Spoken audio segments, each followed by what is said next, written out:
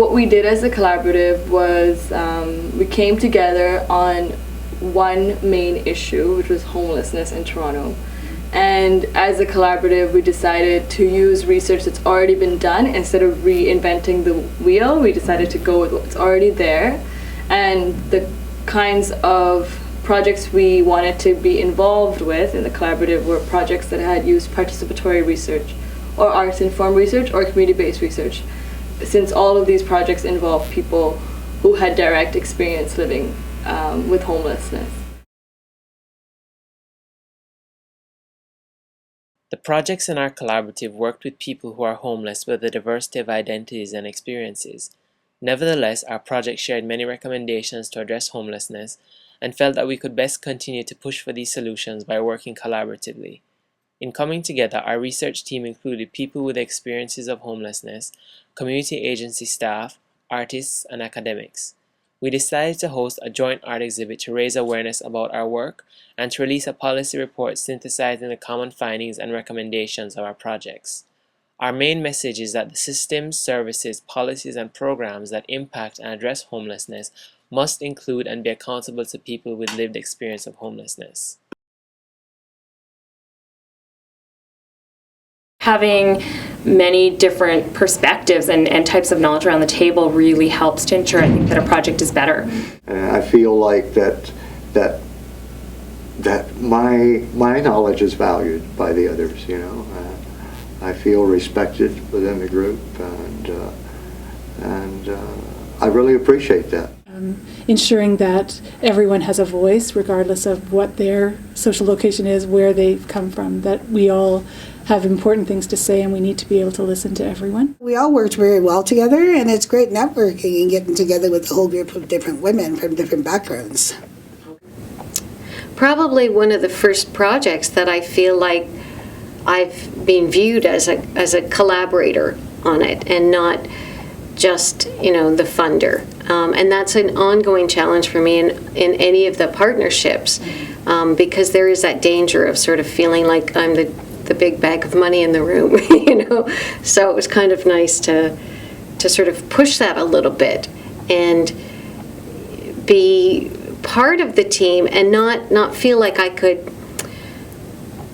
that my voice would carry more weight because of tied to money.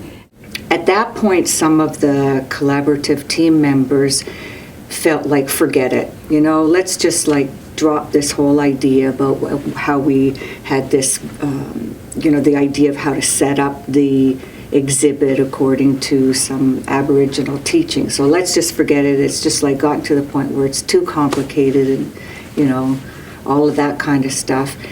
But the rest of the team said, no, we've come this far with it all. We know it's the right thing to do. It's our decision.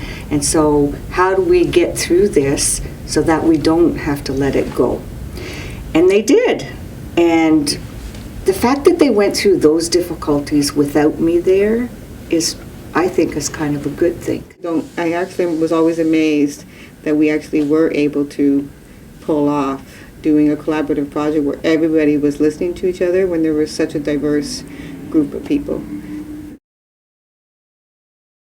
The project unfolded as sort of organic participatory process, and people brought in different ideas, and I didn't also take clear leadership. My leadership, the way I strive to be a leader in this was to take a back seat and try to organize things, but let it happen from the discussion. So just seeing where I would like to go to as somebody who's putting all this all together, but at the same time working collaboratively and respecting everybody's opinion. It is often difficult, that idea of sort of bringing together this wide group of people and sort of coming up with solid decisions out of it about direction and you know, a shared idea of how something's going to look or read. And so watching that process, because it was a negotiation that went on between people, but it was done in such a way that you didn't end up feeling like it was. So I think there's a lot of skill in that. Working in a collaborative style in a very open and inclusive way really set the tone for the project, and I think that, you know, without that, it could have been something much different than it was. There was no battles for leadership or anything, and you know, when things needed to be done, people who could do it were more than willing to say, hey, I can do that, you know. The spirit involved in the whole thing is what will stay with me.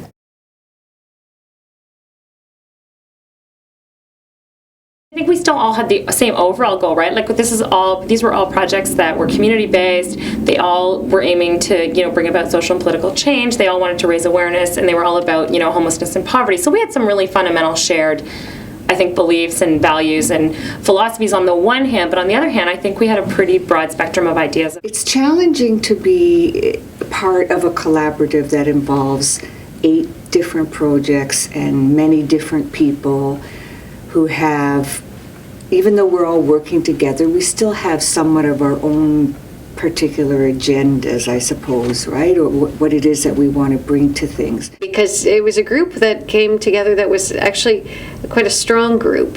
Everybody had quite, you know, defined sort of opinions about the work and the insights and what was the intent. There's a lot of compromise that you have to do in a collaborative setting, and some of that was, while necessary, isn't always the easiest way of approaching things. And so, you know, there were 1 or 2 instances where it could be quite uncomfortable just because some of those things weren't maybe clear in the beginning, and so had to be kind of worked out. But even the process of doing that, I think, strengthened the group in the end. And it's something I've learned from other collaborative stuff as well, is that it just takes so much longer to do things in a collaborative way. It really, to be able to really talk through and make decisions as a group and be happy with those decisions. It was a big time commitment.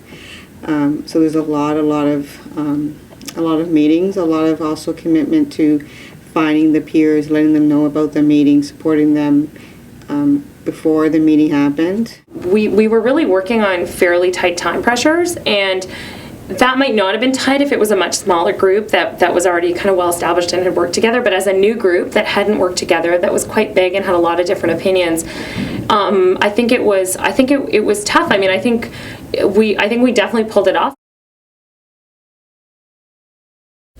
The ways in which like power works within society in terms of identities definitely gets reflected in the work that we do collaboratively.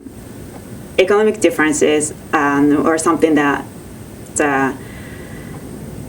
came up particularly at some certain points. For example, we didn't have enough money left in the budget. Where to cut? Somebody suggested how about one area, which is, you know, so, you know, that's really not acceptable thing to talk about. But when we are really down to, okay, how about shave out $10 here and then move this $20 here, if we come down to that level, discussion can get ugly.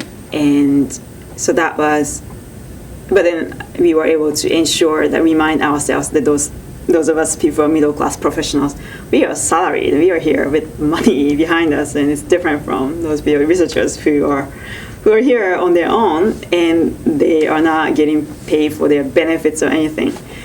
So, and with a few organizations also came forward with that process and came up with money from their organization to pay an area in particular. So that was really helpful. I think it was a big success overall, you know, and I think it was hard to do. I think it's really hard to collaborate to the extent that we did with the breadth and diversity of people that we did. And I think it worked out well. I think we did a lot better than we ever expected or ever hoped to. And I was really proud to be part of that. Can a small group of people, of dedicated people, change the world? Of course, that's all it ever has.